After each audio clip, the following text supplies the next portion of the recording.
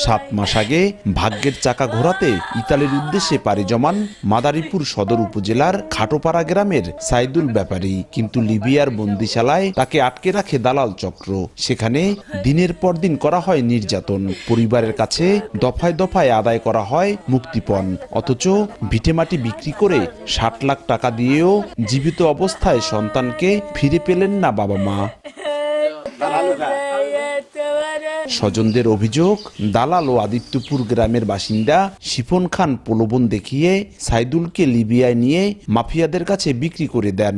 পরে মাফিয়াদের নির্যাতনে মৃত্যু হলে ঘটনা ভিন্ন খাতে নিতে গত 15 ফেব্রুয়ারি মৃতদেহ ট্রলারে করে পাঠানো হয় ইতালি। পরে 26 ফেব্রুয়ারি পরিবারের কাছে পাঠানো হয় মৃত্যুর খবর। কোনো খাওয়ান, পোশাক, কোনো ওষুধ কিছু দেয় নাই। ছেলে বিচারার নাহান দাবাইছে। অন্য দেশের লোক আসলে ওই খালে পরে অল্লাহ গেছে, আর আপনি বলে মরা বড়ে দিছে। খুব বিচার চাই, আমার বাইরে অত্যাচার করে মারছে। কারো মার বুক আর এরকম খালি না হয়, যে এটার আমরা সঠিক বিচার চাই। ঘটনার সত্যতা স্বীকার করেছেন অভিযুক্ত শিফন খান। এলাকার ভাই ব্রাদার হিসেবে নিয়েছিলাম, যাওয়ার জন্য টাকা দিয়েছিল আমার কাছে। ইতালি যাওয়ার পরে একটা দুর্ঘটনা ঘটছে। এ ব্যাপারে আইনি ব্যবস্থা নেওয়ার আশ্বাস দিয়েছে পুলিশ। এ বিষয়ে যদি তার ভিকটিমের বাবা মা কেউ কোনো অভিযোগ থানায় করে, আমি আইনগত ব্যবস্থা নেব। 6ষ্ঠ শ্রেণী পর্যন্ত পড়ুয়া সাইদুল 3 ভাই বোনের মধ্যে মেজো ছিলেন।